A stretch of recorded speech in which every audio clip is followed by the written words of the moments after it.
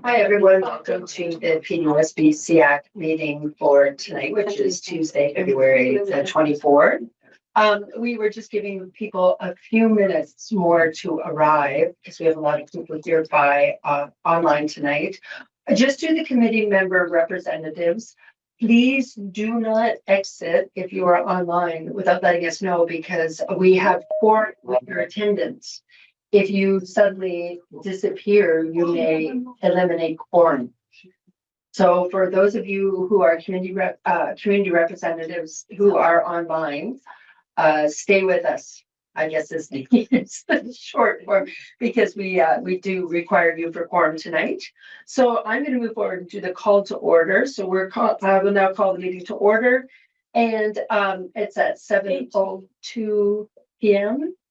And I didn't receive any RSVPs of regrets. Do you have any regrets?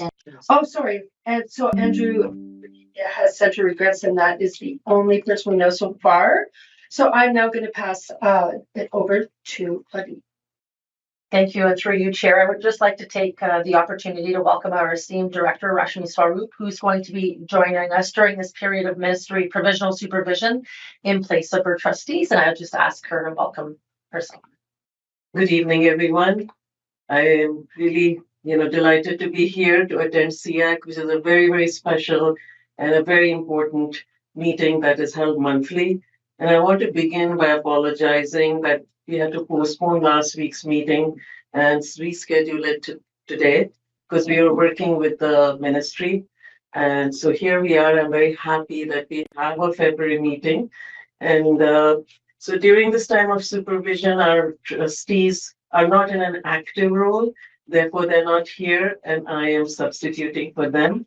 And I'm here to help out and support in every way I can. Thank you very much and welcome. We're very glad to have you attending. We're now moving on to the acknowledgement of traditional territory. Number 2. The land upon which we work, live, and sustain ourselves is the ancestral and treaty lands of the Michizagig Anishinaabe, also known today as the Mississaugas of the Credit, the rightful caretakers and title holders of this land. We also recognize the rich pre-contact history and relationships, which include the Anishinaabe and the Ongwe Hongwe. Since European contact, this land continues to be home to Indigenous and non-Indigenous peoples. As responsible community members, we value the diversity, dignity, and worth of all people. Colonialism displaced and dispossessed Indigenous peoples of their ancestral land and continues to deny their basic human rights, dignities, and freedoms. We are committed to learning true history to reconcile, make reparations, and fulfill our treaty obligations to the original peoples and our collective responsibilities to the lands, water, animals, and each other for future generations.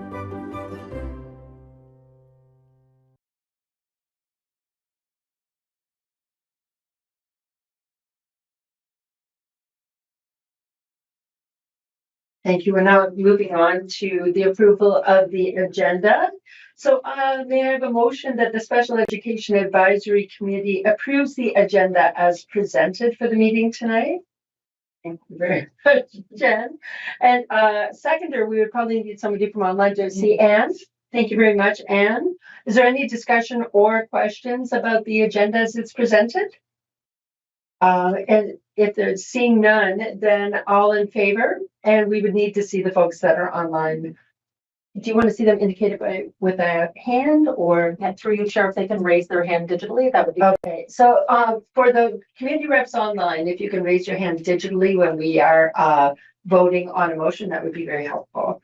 So I am going to say that that is passed. And now we're moving on to number 4, which is the declaration of conflict of interest. And are there any declarations of conflicts of interest tonight?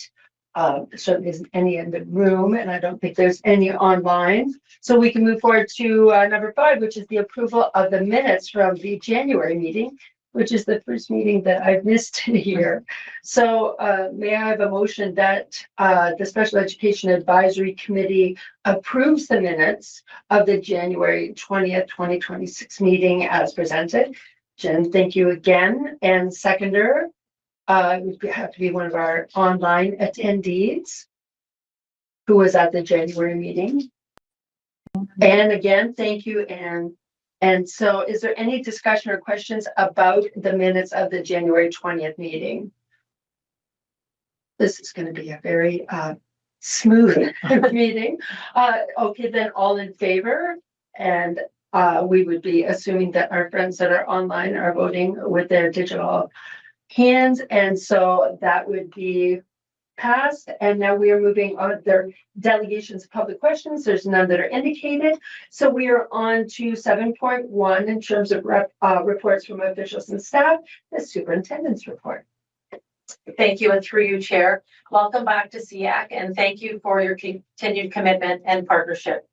I want to also acknowledge your flexibility in attending this meeting rescheduled from last week. And a special thank you to our chair for being available to talk with me throughout this time. As chair, we are pleased to welcome our esteemed director, Rashmi Sarup, who will be joining us during this period of ministry provisional supervision in place of the trustees. While this is a change to existing practice, what is most important at this time is that our commitment to student learning, accessibility, and inclusion remains steadfast, and our work will continue. Mark, if you can share the slides, please. I'm now so pleased to talk about our resources that we have implemented across all learning hubs called Everyday Speech. Everyday Speech is a comprehensive, no preparation digital curriculum for kindergarten to 21, providing over 1,000 interactive, developmentally appropriate, evidence-based lessons to teach social, emotional, and communication skills. Developed by speech and language pathologists and psychologists, it uses video modeling, games, and worksheets to support educators in fostering skills like self-regulation, perspective taking, and conflict resolution. Slide 2, please. Teachers can determine an entry point or grade level appropriate for a student or class based on their learner portrait and IEP goals. Then select a key social emotional learning or behavioral skill to offer a lesson at any tiered level of intervention. Some topics include academic readiness, adaptive and executive functioning skills, communication, emotional recognition, friendship, and self-regulation. In this example, the red circles shown on the screen will show you the grade, tier, and topic, and then the unit within the topic. Here, it's practicing calming strategies to promote self-regulation. In this example, a Learning Hub 8 in a middle school could use some whole class support around personal space. The teacher selected the grade level, searched for the skill, and was ready to go. In this example, a pre-kindergarten or kindergarten class needs some whole group instruction on supporting a positive classroom environment with no entry point needed. Finally, in this example, a grade 9 student needs some direct instruction on belonging and contributing to a positive school environment. This ongoing work reflects a strong commitment from the PDSB to accessible learning within alternative curriculum programming. Through intentional data collection and analysis, the team, led by SLP co-managers Julia and Annette, who are with us tonight, are taking data to deepen our understanding of student outcomes and program impact to inform continuous improvement and responsive instructional planning based on students' IEP goals. Next, I'm thrilled to share that the Peel District School Board has received Ministry of Education funding to implement a Healthy Relationships and Social Boundaries initiative for students with disabilities. Next slide. This initiative addresses a critical need within special education by providing accessible, age-appropriate instruction focused on healthy relationships, personal boundaries, consent, and safe behaviors. Some students with disabilities may experience challenges interpreting social cues or navigating complex social situations, which may increase vulnerability in unsafe contexts. The PDSB is partnering with Dr. Shanif Ismail, PhD, who is a professor in the Department of Occupational Therapy at the University of Alberta. Dr. Ismail is an occupational therapist who is a best-selling author with clinical and research interests in the use of technology in education and sexuality and disability. Dr. Ismail teaches various courses in the Faculty of Rehabilitation Medicine at the University of Alberta, and he designed the first Canadian postgraduate certificate in sexual health at the University of Alberta. This initiative aligns with Aaron's Law and Ontario Health Physical Education curriculum and focuses on building awareness for students, families, and educators. School staff will be receiving training to support this learning that will occur in our Learning Hub classrooms as a pilot. The following lessons and topics may take place in learning hubs: providing learning on healthy relationships on social boundaries, providing accessible sexual health education in alignment with the Ministry of Ontario's curriculum, addressing inappropriate behavior in respectful educational ways, and building safe, supportive environments through collaboration with families, schools, and communities. Families will have an opportunity to review the content during the lesson sessions with Dr. Ishmael, which are taking place next week, and may choose to opt out of classroom instruction if they wish. To support this initiative, Dr. Shanif Ishmael will also provide professional learning that will take place from March 3rd to 6th for all central staff, including IERTs, transition navigator resource teacher, SEER resource teacher, deaf, hard of hearing, and blind low vision itinerants, PSSP staff, as well as social emotional learning and well-being staff. A pilot will be implemented in 16 learning hubs across Peel. Each learning hub will be supported by occupational therapists, speech and language pathologists, psychoeducational consultants, and social work. There will be pre and post data information collected to inform next steps into moving into next year. Learning hub educators participating in the pilot will receive a full day of training on March 4th at the Central Board Office. Parent guardian information sessions will be offered 2 evenings, both in person and online, to ensure families feel informed and supported. The Learning Hub pilot project will run from April through June 26, and following the pilot phase, the Healthy Relationships and Social Boundaries initiative will be rolled out across all learning hubs in the 2026-2027 school year based on learning and feedback from the pilot. In preparation for the rollout, a summer writing team will be developing a comprehensive implementation plan grounded in principles of learner diversity that support deep and consistent implementation of the resources across varied school contexts. That brings me to the end of my oral report, and I'm happy to answer any questions. Thank you very much. May I have a motion that the Special Education Advisory Committee receives the superintendent's reports? Thanks, Shannon. I'm going to look to you each time because it's easier than looking behind me. And can we have a seconder for that as well? And unless we want to just assume Anne is going to be the seconder for that. And yes. Okay, so Anne is the seconder. Is there any discussion, questions about the superintendent's report? Jen? Oh, no. Seeing none, then we will say all in favor, and that again, we are indicating, I'm always having trouble. I'll turn around to you do that part. So that we have accepted the superintendent's report as presented. And we are now moving on to 7.2. Nobody voted against that, did they? That would be outrageous. 7.2 is the accessibility update, which is also an oral presentation. Thank you. And through you, Chair, I would like to ask the Superintendent of Human Resource, Craig Kaslik, to please present on behalf of the board. Good evening. Through you, Chair, I am happy to be here tonight to provide updates on the multi-year accessibility plan 2025 to 2028. If you'll recall, we provided updates in November. Candace Nemeth, the manager of abilities, was with me at that time and led the presentation. If we go to the next slide. And from that presentation were a number of actions. So I'm going to take you through the updates to the report, to the plan, try to respond to some questions that came up from November. If additional questions come up, I will certainly do the best that I can to respond to them, along with some other staff members that are here with me tonight. So in November, one of the actions was that the multi-year accessibility plan would be reviewed by the director's office, and that was completed and approved by the director's office. And once approved, the multi-year accessibility plan will be communicated on Peel District School Board internal and external websites and shared with SEAC and disability interested parties. My understanding is it has been shared with SEAC at this point and will be shared through the other avenues later this week.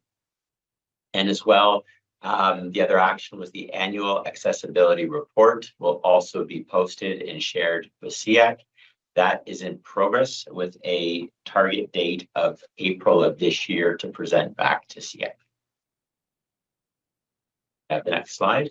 And these were the 5 objectives that that Manager Candice Namath reviewed in November. So I'm just going to, some of this will be a review with an opportunity for some updates. And there are 5 objectives. And if we go to the next slide, I'll start with the first one, which is architectural and physical barriers. And part of that objective is to continue work on improving accessibility ratings in schools, according to the accessibility ratings report. Ensure that new buildings are compliant with new and revised AODA requirements, and consider new building design elements that exceed AODA requirements. So this is a proactive approach that the board is committed to. I know that Manager Namath has put significant work into formalizing the working group related to architectural and physical barriers involving multiple departments, including planning and accommodation, maintenance, special education, and abilities. The next objective was attitudinal and awareness barriers. Again, this is the same as the update in November. Human resources to update new higher accessibility training modules and implement training modules and implement regular training, implement accessibility identification training for new leaders, review current accessibility training for teachers to deliver accessible curriculum for students. And if we go to the next, technological barriers, objective 3. You recall in the November meeting that I've referenced, Superintendent Bernadette Smith was present at that meeting and was able to speak to some of these items, including review current online learning platforms to ensure software upgrades remain accessible and compatible with assistive technology, and leverage AI and emerging technologies to create inclusive learning environments. Organizational policies, procedures, and practices, accessibility policy review and update procurement practices to ensure vendors offer accessible services, actions, recommendations from the ESR report, and develop a strategy to address the identified accessibility related barriers, workplace equity inclusion, hiring practices, and staff accommodation. And so, in speaking with Manager Namath, she wanted to make sure that I brought forward to tonight, specifically around the employment systems review, that we have completed 61 out of the 108 recommendations at this time, that the review of the accessibility policy for the board has been initiated and is progressing through the review process throughout the current year, currently being reviewed by internal departments. And also that our human rights policy and operating procedure has been updated to include and clarify coverage of disability as a protected ground. And the 5th objective, monitoring multi-year accessibility plan outcomes. An annual accessibility report will be prepared and shared on the PDSB external and internal sites. The annual report will document all projects and work completed and in progress for the calendar year. Future multi-year accessibility plans will be informed by the annual reports, community feedback, persons with lived experiences, including students. And as I mentioned previously in the presentation, that the annual accessibility report will be prepared and shared with SEAC with a goal of April of the current school year. So out of that November meeting, there were a number of questions. So we've had an opportunity to put together some responses to those questions from November. So if we go to the next slide. And so there were questions about accessibility building projects, looking at from two different areas, students and staff. With students, accessibility project requests related to student accessibility and accommodation needs are submitted by school administration or designate using the accessibility project request form. Requests are reviewed collaboratively by special education and maintenance staff to ensure accessibility barriers are addressed timely and in alignment with the PDSB multi-year accessibility plan and AODA standards. And there's a question again around staff, where there are requests from staff. Accommodation, the abilities office is included in the review and approval process, and staff accessibility related requests are addressed through established accommodations procedures that are outlined in policy 59, accommodation of students with disabilities, and human resources 46, medical workplace accommodation plans. So, so this chart here, again, I just want to reference to my left here is Michelle Zuck. And if I get this correct here, Michelle, this is a chart that provides a nice summary of projects that are in progress and completed for the current school year. Michelle is the SEA occupational therapy supervisor for the board, and so has done an excellent job overseeing and monitoring these projects. And again, 3 columns, some requests, totaling 77 in progress and 56 completed. The next question was around procurement, accessibility compliance for excursions. The board complies with AODA by incorporating accessibility design criteria and features when procuring goods and services, except where not practicable. There is a decentralized purchasing framework. Many field trips are arranged locally by schools, as they are typically low in cost, under $5,000.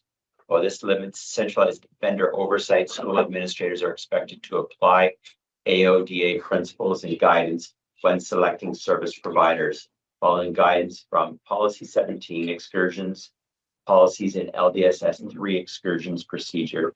And you may recall that in December 2024, Principal Cowpab from the Curriculum and Instruction Department was present at SEAC to provide an overview of Policy 17, the excursions policy. I'll go to the next slide here, please. Oh, sorry. Policy guidance includes the following expectations: that schools and/or the district school board will ensure that supports are provided to enable students to participate in all curricular excursions and activities.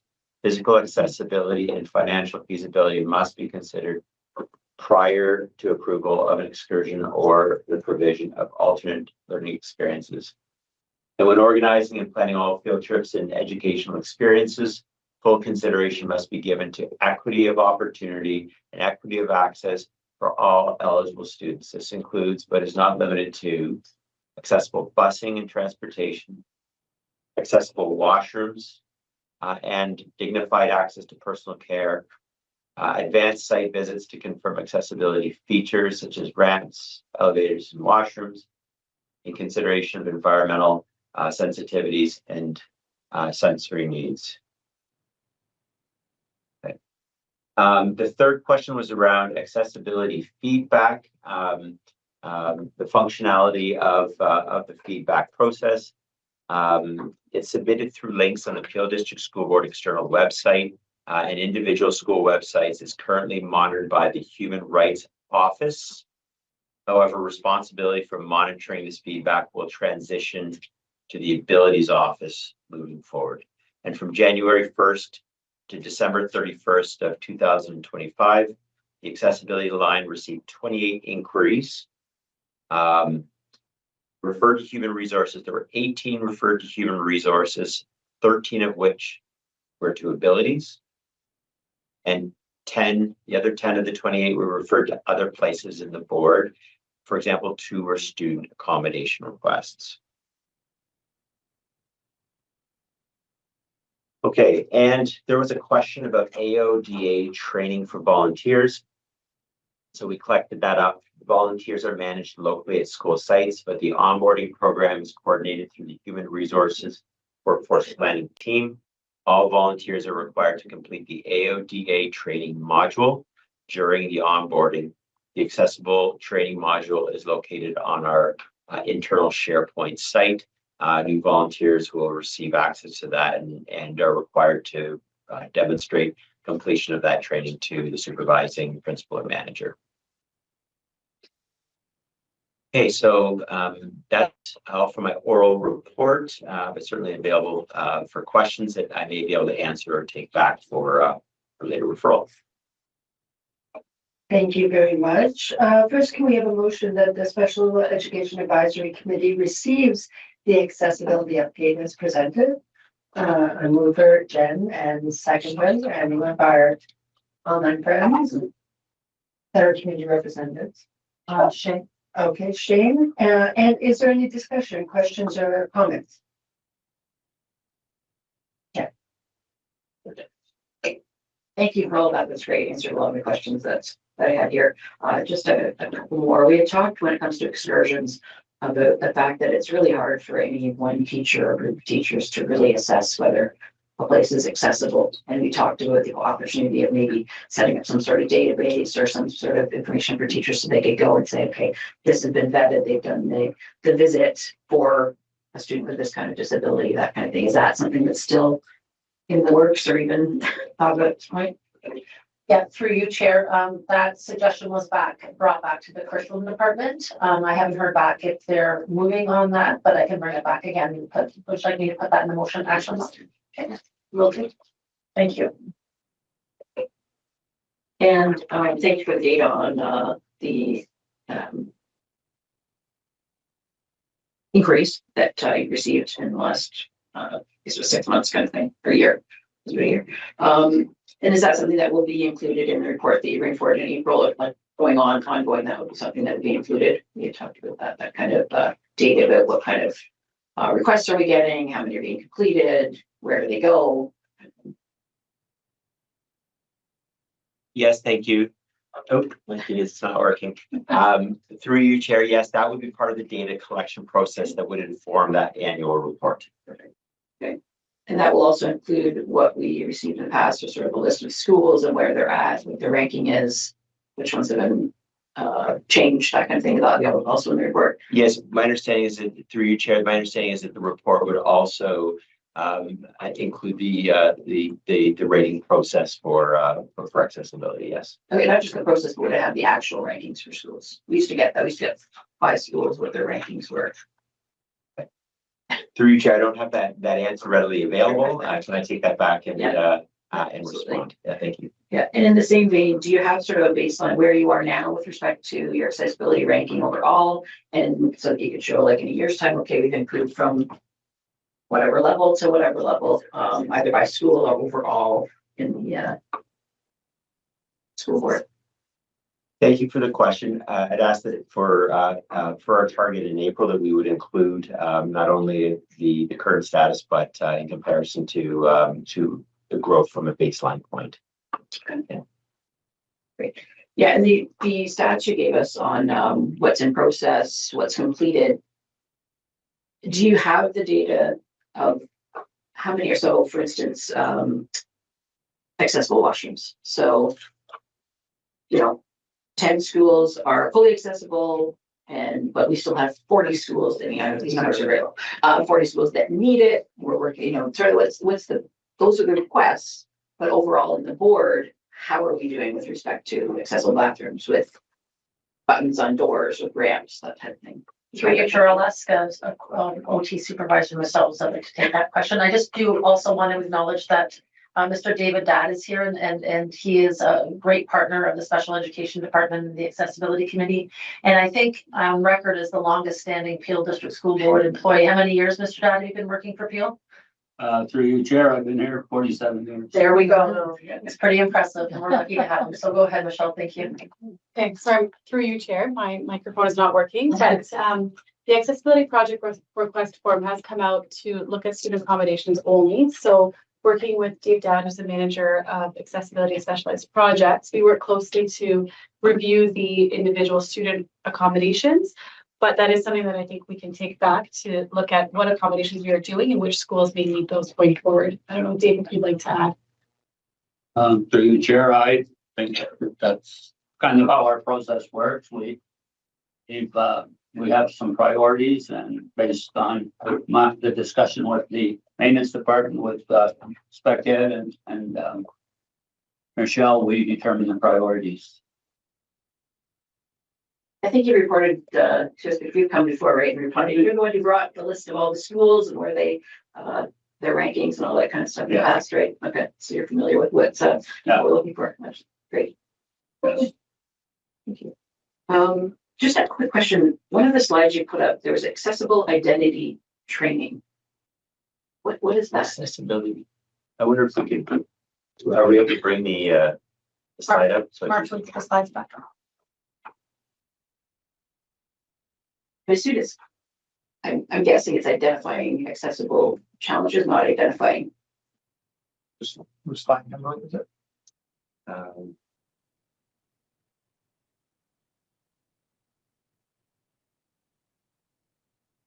Is it action recommendations from the ESR report and develop a strategy to address identified accessibility related barriers? That it was on slide 7. It might be that.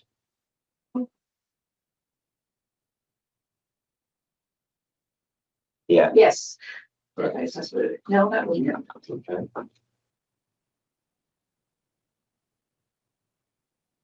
It's a training technique. But anyways, we can, are we going to get a copy of this report? Through you, Chair, the multi-year accessibility plan has been shared with SEAC, and the slide deck. So we can share. Then yes, we can share it. Thank you. I can find it then and ask you later dates. Maybe I just misread it. Entirely possible. Oh yeah, the volunteer training. When did that start? Or is that something that's going to start, the volunteer accessibility training on the internal site? Through you, Chair, the accessibility training for volunteers is something that has been implemented since our November meeting. Certainly listened to the excellent conversation from SEAC in November, and it was a very easy process to add it to the requirements for volunteers. So people that are already registered as volunteers, is it just new volunteers that are going to get that training, or are you trying to make sure everyone's got it? Yeah, at this time, it would be the onboarding process for new volunteers. Yes. Okay. Is there a thought to go back to some of our longer term volunteers? And I can take that idea back. Yeah. Yes. Okay. Great. On page 8 of 20 of the report that was in the agenda, you talk about the accessibility malfunction protocol that's been put into place. Just curious, in that protocol, if we have specific things outlined for students. I mean, I think that's more about notifying people, but is there procedures and protocols in there about how do we notify students? I know it says that we notify staff, but what about students, and what happens to those students when, say, an elevator is out and their class is on the 2nd floor? Ideally, my thought would be that classroom now moves downstairs, not that the child misses the class. So just wondering if that kind of thing would be included in a protocol like that, direction as to what happens when things go wrong.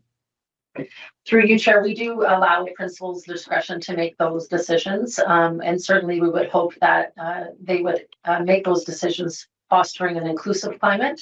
And if that was not the case, we would hope that, we would hear about that, and then we would work through their family of school superintendent to make sure that we were addressing those. But certainly we could be more clear in communication that if there is accessibility issues across the school, that they make accommodations that are inclusive for all the students. We can, Yeah, I think it's we can share important that out to certainly. have that Yeah. documented, because I know that not just in my case, but a lot of other parents have had experiences where when it's not accessible, that person was excluded because they didn't know what to do. We can't do a classroom. We can't, that kind of thing. So just making that the norm instead of just having to learn every time that that's what happens because the kid child excluded. So including that. And then in the protocol itself, our students who need, say, an elevator, notified if an elevator is out of service. The AOD is you have to have a note on the door, you have to notify people of concern. Is that all part of that protocol? I can take that back to refine. What page did you say that was on, Jen? That was on page 8. Yeah, we can take that back and look at it. Great. It is a working document, so. Okay.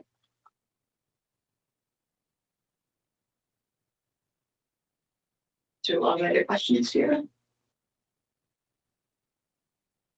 Yeah, if you have them, go ahead. Why we're here. That's great. I think you answered. Thank you so much. And thanks for bringing back all those questions. I thought it was helpful. Appreciate it.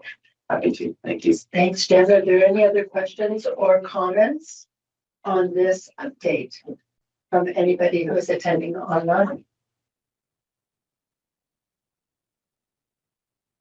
Okay, seeing none, then all in favor of accepting the accessibility update as presented?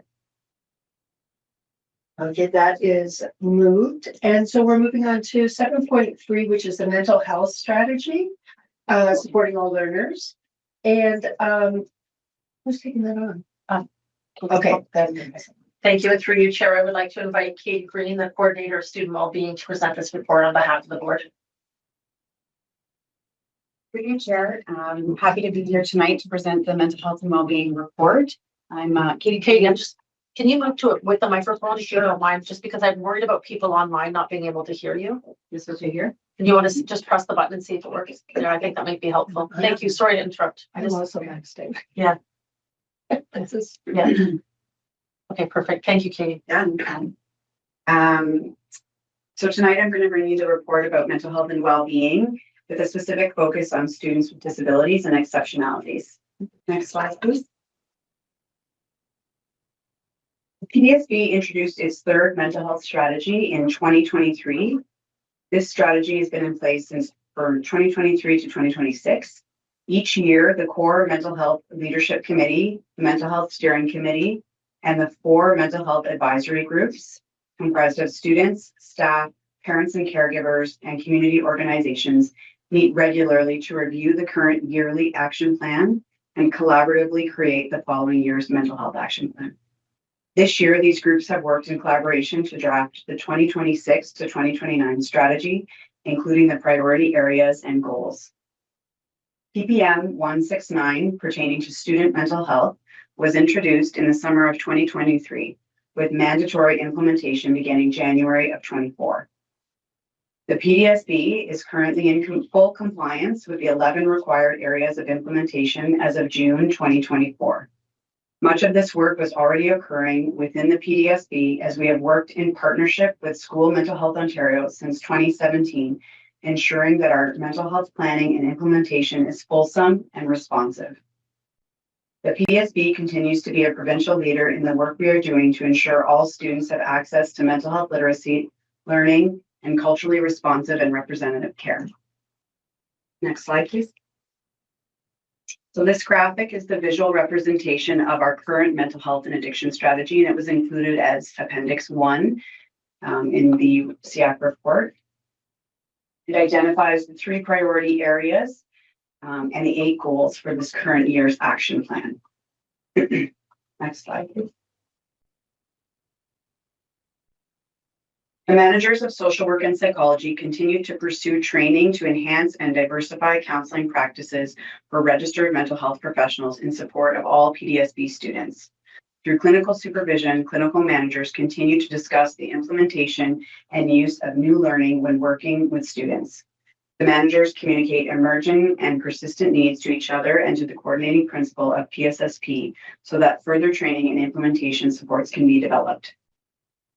The social work and psychology departments participated in training with Dr. Jennifer McTaggart on dialectical behavior therapy, DBT, informed assessment and treatment in the school setting this fall to support their practice with students.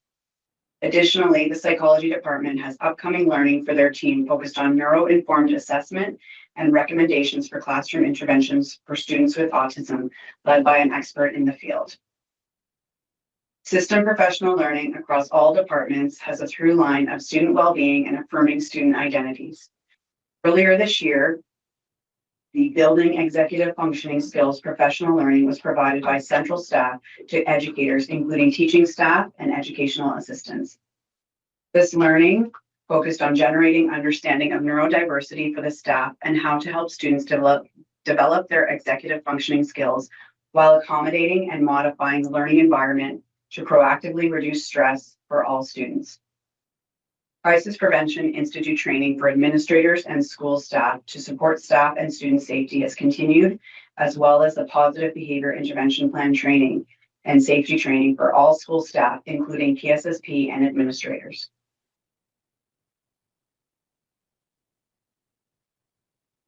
The mental health work of the PDSB is led by the Safety and Wellbeing Department, but has strong ties and shared leadership with several other central departments, such as special education, curriculum, and equity.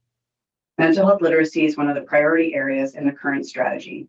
The Ministry of Education and School Mental Health Ontario has produced mandatory mental health learning modules for students in grades 6, 7, 8, and 10. The newly released modules for grade 6 include information on digital safety and substance use.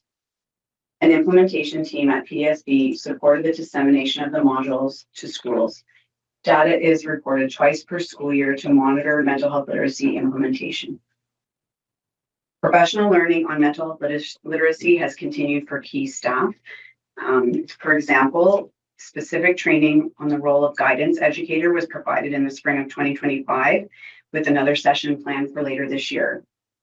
This year, the Ministry of Education and School Mental Health Ontario released 3 new modules specific to special education teachers, offering foundational information to support students accessing special education services. Professional learning is now underway to provide a facilitated overview of the modules for secondary special education heads and IERTs.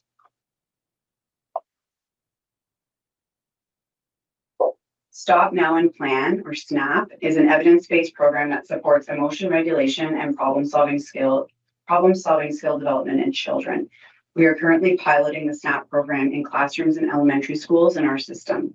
The SNAP program is facilitated by a child and youth care practitioner in collaboration with the classroom teacher. And PDSB continues to implement everyday speech, as Superintendent Scucato spoke to. Next slide, please. Thank you. This year, school-based social work has begun accepting self-referrals for counseling from secondary school students aged 14 plus. Thus far, 480 secondary students have referred themselves for support, in addition to the 930 counseling cases referred by educators and caregivers. Social work continues to provide counseling groups across the system to promote mental health and well-being in ways that are identity affirming and led by social workers with shared lived experience. Next slide. The PDSB's external website contains several resources directly related to supports for mental health and well-being. These can be found on the resources section of the peelschools.org website under mental health and well-being. They include Well in Peel articles for parents and caregivers that are released monthly. Mental health services are also highlighted in the All Families emails. School Mental Health Ontario has launched the By Your Side Resource Hub, offering tip sheets, videos, and other materials to help parents and caregivers support their child's mental health and well-being. PDSB has added these resources to its external website. School Mental Health Ontario also hosts parent and caregiver webinar series beginning in March that we are promoting among our parent groups as well. Through partnerships with community organizations, we have collaborated to present timely and relevant information to parents and caregivers. The PDSB is partnering with Pine River Institute to provide webinars for parents and caregivers that provide practical tools and proven strategies that support youth mental wellness. Ongoing collaboration with our community mental health advisory group comprised of children and youth mental health providers in the Peel region, has supported our work under the mental health strategy by strengthening relationships and building clear pathways to community-based services for students and families. By maintaining partnerships, we can continue to make the best use of resources both within the school board and within the region. Next slide, please. During the summer of 2025, PSSP staff updated the PDSB's suicide intervention, prevention, and postvention guidelines, including revisions to the FAQ document to support school documentation practices. They also created new resources to support students engaging in non-suicidal self-injury, including a best practice document for clinical staff and an appendix for school-based staff. These materials were vetted by an external psychologist with expertise in youth suicide risk assessment. The writing team also prepared professional learning for all schools to support the yearly review of the suicide intervention guidelines completed in the fall. Slide. Data is collected twice per year regarding our implementation of the mental health strategy. Each school reports back their compliance with the relevant areas of the PPM 169. We also compile data for reports to School Mental Health Ontario and the Ministry of Education several times per year. When there are new materials launched, such as the mental health literacy modules, we create implementation supports so that materials are implemented with fidelity. Okay, that brings me to the end of the report. Are there any questions? Thank you very much. That was very comprehensive. May I have a motion that the Special Education Advisory Committee receives the mental health strategy supporting all learners report as presented, moved by Jen, seconded by someone online, and we're just going to. Okay, so we've got that again. And so then we'll move on to discussion. Are there any questions or concerns or feedback on the report? Jen. Thank you for the information. Just a couple of quick questions. You do reports on compliance. Are you actually seeing improvements in things like census data, people's sense of belonging, things like that with the work that we're doing here since 2023? Are we seeing, or can we correlate it to an improvement in our student body? I can't speak to the current census data as we're still, the data is being collected and looked at currently. I can speak to the feedback that we're hearing from our Student Mental Health Advisory Committee when we meet with them in terms of the impact they're seeing in their schools, which is more anecdotal, but it does speak to kind of their sense of well-being and what supports they are seeing as valuable in their school. We will have to look more closely when the census data comes back to us in that way. Do we track with the self-referrals and the referrals by educators, students with special education needs, and the proportion of students that are being referred or that are self-referring to ensure that it's an accessible avenue for them? Thank you for that question. I'm wondering. So we do, when we're doing self-referrals, we do take identifying markers, but we haven't disaggregated the data to look at students with special education needs, but it's something I can talk to our social work managers, and we have the coordinating principal, Andrea Dewey, here. We can take that back to the team to ask about if they're looking at that part of their portrait. We do have identity specific social workers that are able to serve students with autism or have lived experience and things like that. So we are working hard at making sure we have identity supportive experts to answer questions. Kim, my next question. So do you have something specific for, say, students with physical disabilities or communication challenges? Do you have some of that identity for? So we don't represent all identities. We do the best when a need comes forward to work across our entire social work department to provide a support to the student that's going to best fit their need, and work with the family to determine how we can do that. Yeah. And how would you manage a student who's nonverbal? Do you have the facilities to be able to help someone who's nonverbal through mental health crises or issues?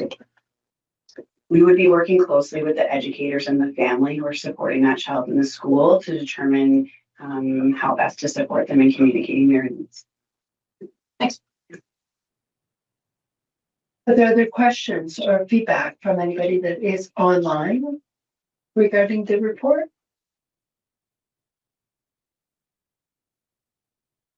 If I'm seeing no questions or feedback, then all in favor of accepting the mental health strategy scoring orders as presented. Okay, that will be accepted, and we are now moving on to communications for action or receipt. We have a new representative for voice, following up on Shelley. Now, did you want to cover that, or do I just need to? No, you just need to read. I beg your pardon? You just need to, this is. what the Sure, motion no, is. that's fine. So we received a letter with a new representative being identified for voice. And that would be Rivali Shinamili. And so may I have a motion that Rivali Shinamili be appointed as the SEAC representative for voice for the remainder of the 2022 to 2026 term. We have Janice Rupert, and then a seconder for that. This is following up on Shelley, taking Shelley's place, although nobody can really take Shelley's place. So a seconder for that new representative from somebody online. Thank you, Anne. And is there any discussion or questions? That letter is in your agenda. Oh, and I'm in the wrong one. There we go. So if there's any questions, if there's not any questions or concerns, then all in favor. So, and we're happy to have a new representative for voice so that they stay with us on the SEAC. So that is moved. So chair's request for written questions out. I did thanks. So there are none of those for this time. And then did we decide we were doing a report for representatives on council? So No, there was no report this year. Yes, okay. So, and there's also no questions asked of or by committee members or member motions. So we are flying through to the motion action log, which we all love so well. But is there anything? Yes. Before we pass through the motions, what happens with our motions that are out there right now? Thank you. Through you, Chair, I'll ask legal governance to answer that question.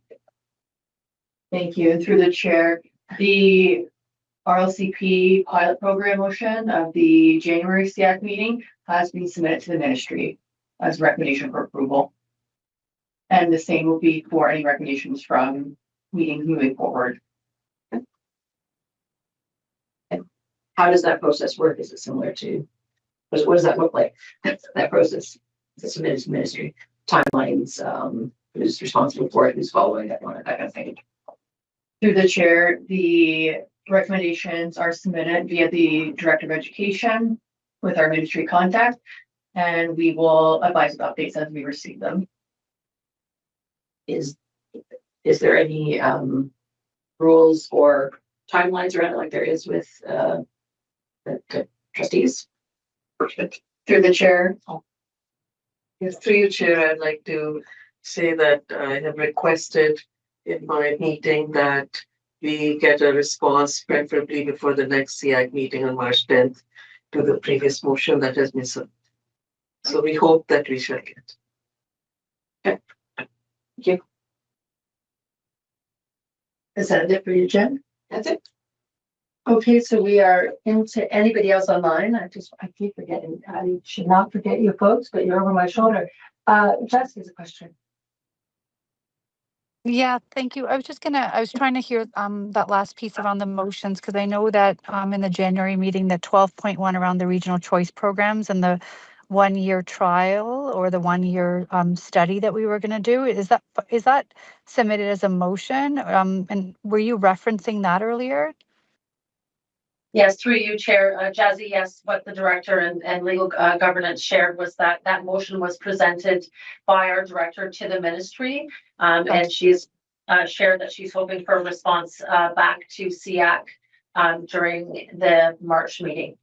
March, okay, that's what, okay. I couldn't really hear clearly. Okay, thank you. You're welcome. Thanks, Jesse. Any other questions? Please feel free. I know that online is a little daunting to put your electronic hand up, but please feel free to participate. If there are no other questions, is there anything to add to the motion action on? I've added the questions from before, but I just have the one to respond to. Okay, great.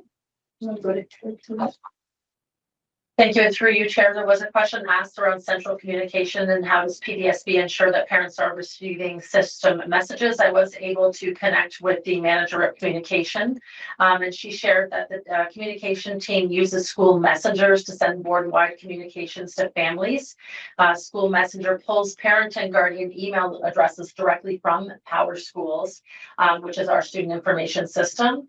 The communications department does not maintain or have access to email addresses in PowerSchool, so it is done and driven directly through homeschool locations of students. Any additions, updates, or removals of emails addresses have to be managed at the school level.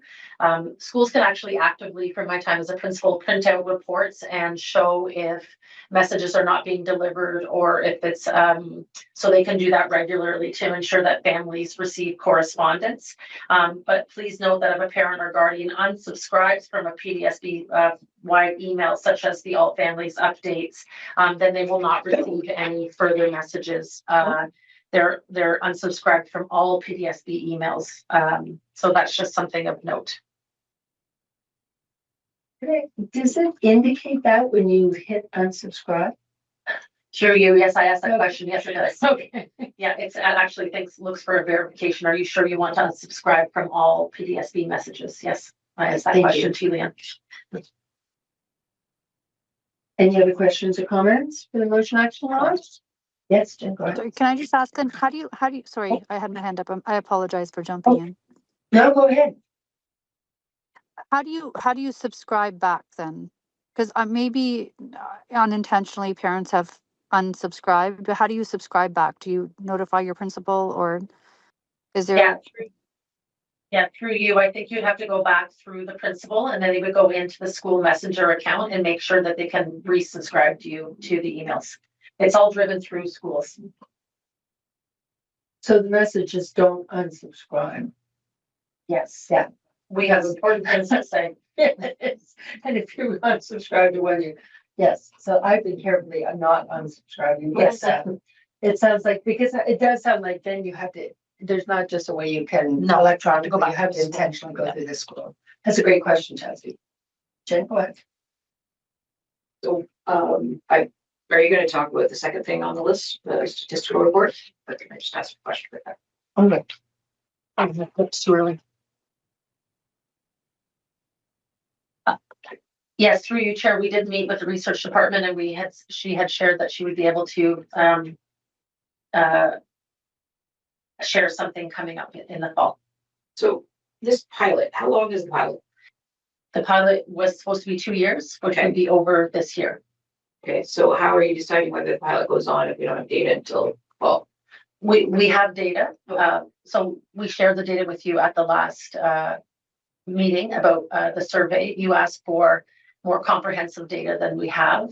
But remembering that the surveys that we do are only one form of data, we connect regularly with our comms teachers and our comms principals around feedback from schools and families. We find that when we connect directly with schools and families, that it's actually data that's relevant, more responsive. We're hearing directly from them. Those families also attend student review meetings. We have annual reviews that happen for these students, so families are welcome to provide feedback at that time. So we're confident with the data that we've received both through the survey that we shared last month and through anecdotal conversations with comm teachers, principals, and families through the student review meetings, that we have enough data to understand what our direction is moving forward. So the one thing I haven't heard there, what I asked about last was students. Yes. Was academic progress. Oh yes. Well, so we do charts of data, right, on how it was going before in the old system. We had tons of data. So how does that compare with what's happening currently? So through you, Chair, actually, we're doing more comprehensive supports with our communications teachers because we're actually training them in mathematics as well. And remembering that comm is really a literacy kind of focus, but we're seeing that many students in the comm pilot also have needs in mathematics because math is very language based at times. And so we are providing training for our teachers around supporting mathematics for students with their resource periods.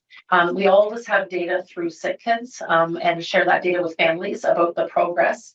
Remembering that the communications class is not supposed to be, you go into the communication class and you stay there until high school. It's supposed to be that you finish the Empower program, you gain the basic skills and phonics, phonemic awareness, early reading, and then you go back to your homeschool location. That has always been the ideal of the program. But what we saw with the former program was that students were put into communications class and stayed for 5-6 years, which is really not what the intention of the program was. So with this new model, we're not only supporting their literacy, but we've even started to support their numeracy goals as well. So we would have data, report card data, of course, and we have, of course, the Sick Kids data that they come and collect with us every year. Yeah, so that's what I'm interested in. We used to get presented that actually way back when this program first started, was like how many levels. I don't remember exactly what the numbers were, but how the students were progressing. And my question is, we've changed the model. Has that progression stayed the same, gotten better, gotten worse? Through you, we can connect with Sick Kids because we've had a partnership with them for many, many years and see what kind of data they can pull. That would be more through Sick Kids than it would be through our research department, but certainly happy to look at that.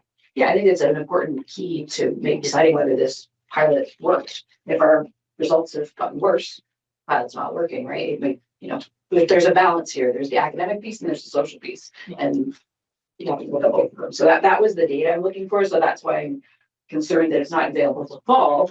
So I misunderstood. I thought you were asking for a more in-depth survey. Certainly that data makes sense to me and we can collect that through Sick Kids.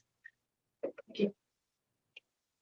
Do we need a time frame for that, or do you need to report it? Through you, Chair, I'm going to have to connect with coordinating principal Jeff Bertrand, who communicates regularly with them to see when the next data pull for Sick Kids is. Good, thank you. I'm going to do a motion for the motion action on it. No. Okay, I'm going to take some. So that is the wrap, unless anybody has any other questions or feedback. Again, we do have a different makeup right now, so we'd like to thank you very much, Director, for attending, and we will be getting used to this revised model as we move forward. So any questions you have about that, please feel free to contact either myself or Superintendent Scaccato at this point, and we will be also shifting the vice chairship back to Jennifer Knight as in the because the adjustments we have right now. So, but thank you everybody for attending, and I guess we now just need a motion to adjourn at 8:04 p.m. Jen is our mover. Need a seconder from our online attendees. Okay. All right, and so all in favor? Thank you very much for attending. We do really appreciate you coming on this change date, and thank you all, and we'll see you in March.